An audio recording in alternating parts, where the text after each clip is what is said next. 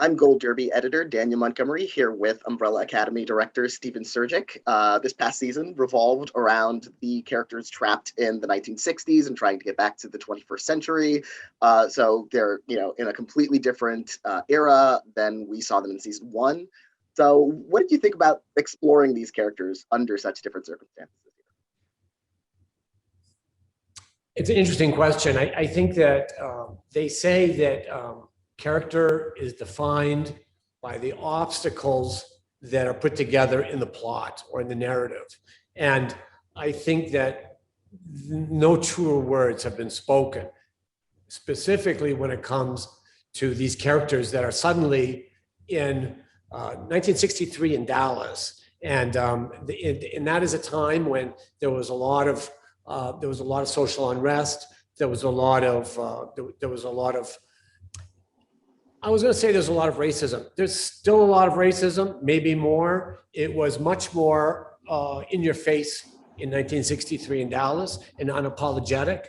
And now I think it's maybe more in our face. I don't know. There's a lot of things that have changed since 1963, but all of the above, all of the, the relationships in terms of romantic relationships, be they heterosexual or gay relationships, that has changed quite radically, I would say. Still not accepted in some places, and still we strive for, an equal footing. But there's a lot of character issues that are defined by how someone responds, how a character responds to the obstacles that are in front of them. They say that you really don't know someone until you've seen them under stress, and so that's really what the writers have done in this case. And certainly the characters were under stress, being sort of marooned in the past, and especially marooned apart from each other early on in the season. It takes them a while to find each other again. And so, you're balancing, especially in your episodes, the Frankel footage and the Swedish Job, a lot of, storylines as the characters are separate and sort of just starting to come back together. What was it like balancing so much going on with the characters and in the story? Well, I would say that under normal circumstances, that would be dire. Because there's so much exposition that one has to catch up with. There's so much explaining that has to be done before we understand kind of what's really going on.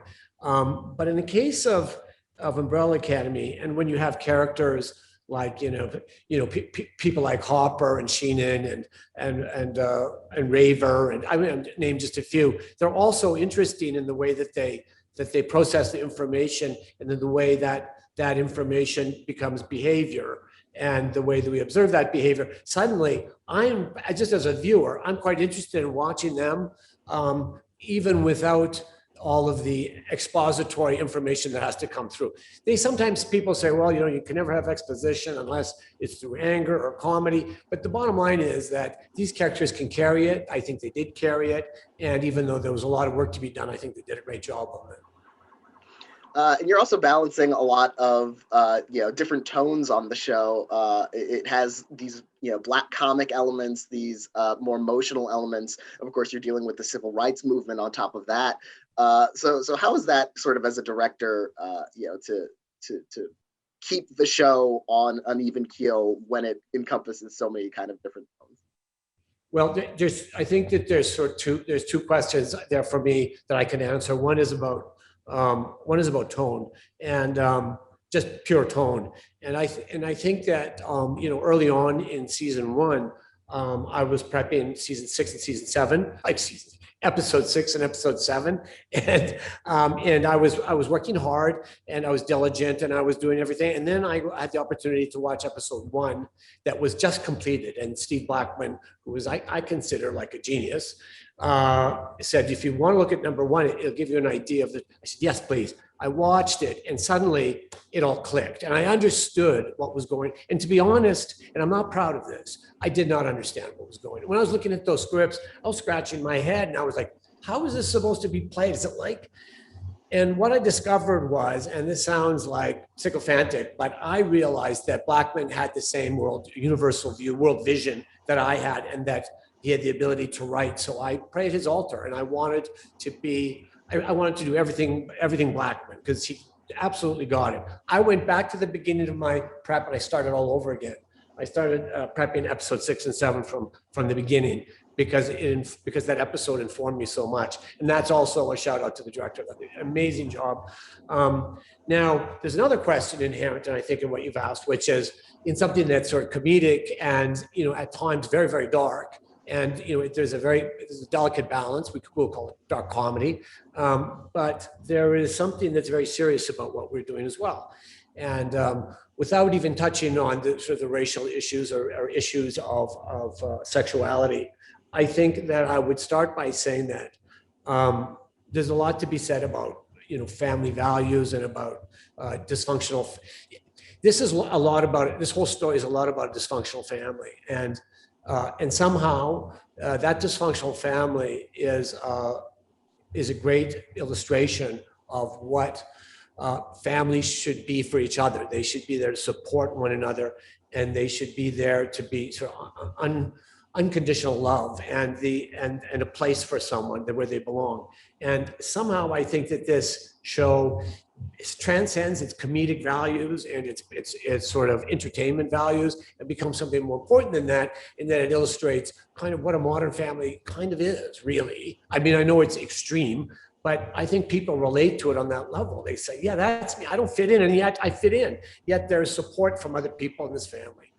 So I think that that's, I'm trying to do justice to that, and simultaneously, there are issues that you don't want to undercut with comedy. You don't want to go out and be doing like something that's very serious to it.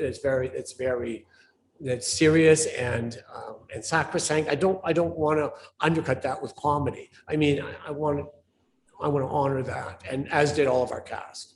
So and in cases where I was uncertain about the actual details of those situations, be the psychosexual relationships, or be the racial details of prejudice and pain, I would go to the actors and ask them to guide the way, and that's not uncommon in all of the stuff that I do. We look to the actors to inform us and to help us understand what it is the character is going through. And in this case, it was just that much more important because I didn't really have a place to start from in some cases. So I relied on them. They were very generous, and they led the way. And then you have some of the more outlandish elements, like your episode, the Frankel footage introduces AJ, this who runs the commission, and he's a talking fish. So like, what's it like creating characters like that, or working on characters like that, and working also on with visual effects department in creating those characters? Well, there's a lot of characters that are very outlandish, and how shall we say? I mean, the whole situation is quite extreme. The time travel aspect of it, and this talking, thinking, acting fish is an example of. I mean, to be honest, this is the invention, obviously, of Gerard Way and Blackman, and they together wrote this. It becomes my responsibility at that time. I mean, I can't take credit for very much of this, except for the fact that I look at it and try to figure out how we can shoot it in a way that is believable and that looks believable and that doesn't look phony. And that's really difficult with a fish in a bowl that's refracting light a certain way. So I do a lot of the math and a lot of the physics of how do we shoot this, and the effects people also carry a lot of that responsibility, and in this case it carried, I would say, all of that responsibility. They did so much of it, but I start by storyboarding a lot of what we want to do, how we want to see it, and then we share our vision through that. Maybe somebody hates that idea, maybe someone loves it, but it's a really good place to start because everybody can relate to the actual pictures, and then we can move from there. And the show, does use a lot of effects for not just creating characters, but for action scenes, fight scenes, the characters using their powers. Like in the Swedish job, Vanya's on the run from these assassins, and she uses her powers to deflect them in the cornfield, and which there's CGI with her powers, but also that cornfield. From what I understand, that's a lot of actual practical stuff that you created for the scene. So what was it like working on that scene and finding that right visual balance? Well, I'm going to start by saying that the scene was a little bit different to begin with. They were chasing her; those Swedish milkmen were chasing Vanya with what were they in a milk truck. And so, when I first read it, I went to the producers. I went to Jeff King and I said, Jeff, I don't know how this is going to work. I mean, we'll just get bogged down in the mud. We have to actually probably plant this corn, and we got to figure out a way to do it in such a way that blah blah. It fits all these various physical requirements. And he said, already done. We're already on this. We've already met the farmer. We've already started that process. So we went out to the farm and we met we met the farmer slash corn grower slash genetic. He's not a genetic engineer. He just uses genetically, enhanced corn. So, and he said that it would grow because it was very, very small at this point. The corn was this high. And I was talking about taking out that row, taking out this, we're going to light from this side. And how are we going to do that? And he just kept, assuring us that corn was going to go very, very, very fast. And it did indeed grow extremely fast, an unbelievable amount. At an unbelievable rate, and I won't go into the details because no one believes me when I say. So I'll just skip that and go right to. So all that corn was real that you saw, and it was grown specifically for this cause. And what we didn't use, which was a lot of it, it went to its usual. It went to its usual place, which was probably feeding animals or people. Anyway, that's the corn. Then there was the visual effects within that situation, and there was, once again, I'm going to fall back to storyboarding where I drew various, shots, and I've always done this, but this is where it becomes really important is when you have to be able to collaborate with visual effects, and you have to be able to collaborate with your writer and your actor and all of the above. So I drew it, and it wasn't exactly what we were thinking about because the effects people had some, and he's great effects guy. He had this idea of that bullet splattering out a certain way before the whole place explodes. So he gave us references, which were actually, I won't say where we found them, but, and then I redrew it. And then I shot elements of that and plucked them down, and then visual effects take it over and we draw around it. So there's visual effects in there and lots of them, and they're really good at it. But the final explosion hole, a big divot, we did that by hand. We plastered that corn out by hand. I didn't, but someone did, and they did a great job. And the pit in the middle, and of course, we had our very famous, drone shot where he's coming out of the cornfield, and they come upon the divot in the ground, and we go up into the air, and he finds out what he's done. They find out what they've done in this sort of unconscious state, because they never knew their real powers at that time, because as you know, they had forgotten who they were. So this was very much an identity story as well. And you've had so much experience working specifically on superhero shows. You came to Netflix, did a lot of the Marvel shows like Jessica Jones, Iron Fist, that whole family of series. How does this kind of story, much different kind of superhero story, kind of compare as an experience? It's a super important question I ask myself a lot, but really the quick answer is that it informed me. It informed me how to ground the characters and the situations in an atmosphere and in a universe that we're all familiar with. Because I think there's a danger in any superhero show that you have characters with glowing eyes and people disappearing and just phony shit. We don't want that. And at the end of the day, people relate to characters and relationships and how they and the behavior that negotiates that, and so that's what I learned. I learned the note that I got the most from Netflix during my Marvel years was ground the characters, make the universe real, make sure there's gravity that exists in the room, make sure that everything is familiar to the audience in terms of this world, with the exception of these superpowers that they have. And those also have lots of rules and regulations that can't change. Otherwise, it just looks like we're children playing a superhero game. So once we lock into it, we try to follow those very strictly. So that, and also Marvel is a graphic narrative all these characters were born out of graphic narrative, and while it has a lot of similarities to the universe of the Umbrella Academy, and Umbrella Academy is much more of avant-garde, I would say, I guess, and I mean that in a positive way, because it's very the graphic narrative aspects of it are very similar. The actual storytelling is more outlandish in a way, because you have so many more characters and so many different powers that they end up, but at the end of the day, they all relate to each other like we do in real life. You know, they're real people. They're people. They're characters who have relationships, and those relationships are flawed, and we recognize those flaws and we identify with them.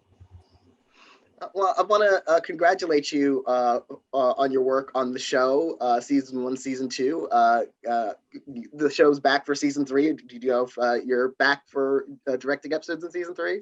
I can't. I'm actually not right now, and I don't think I will be. And that's largely because I started a show in London in 2019 in December, and it's called The Witcher, and I was doing the first 2 episodes. And that became, believe it, was 2 episodes. It was supposed to be a 3-month engagement. That became a year and a half, a year and 4 months. And that's how long it took to finish that. And we just finished the special effects on that. I have subsequently taken another job, but it took longer for those 2 episodes than any other project I've ever done. And I have to say that I'm real proud of them, and I think it was worth it. I know that's saying a lot, but you wait till they come out. They're wild and they're amazing, and I don't take any credit for that either. But Netflix and Lauren Hitchcock and everybody involved was amazing in that. But anyway, it was a long time, so I wasn't available. I lost my place on a couple of shows. I lost my place on Lost in Space, which was a heartbreaker because I'd done 2 seasons of that and I wanted to finish up with, but I was in London. So when this was crewing and they were doing their thing, I was like, well, I'm here and I don't know how long it'll take. Because a bunch of times I said, I'm going to be done in a month. And then, 6 months later, I was still there. I think we call it COVID. Yes. Again, congratulations on all the work you're doing. If you're not available for Umbrella Academy, at least that means you're doing a lot of other work, which is always, knock on wood, that always continues. Very lucky to be working, and I enjoy it very much. I'm working on a show right now for Amazon called Jack Reacher. It's a new series, and it's great. I'm really enjoying myself. So. Well, congratulations again, and thank you very much for joining me today. It's been a pleasure talking to you. Well, thank you, Daniel. I really appreciate everything, and I wish you luck as well. And hopefully this whole COVID thing will blow over. We'll be back to a new normal.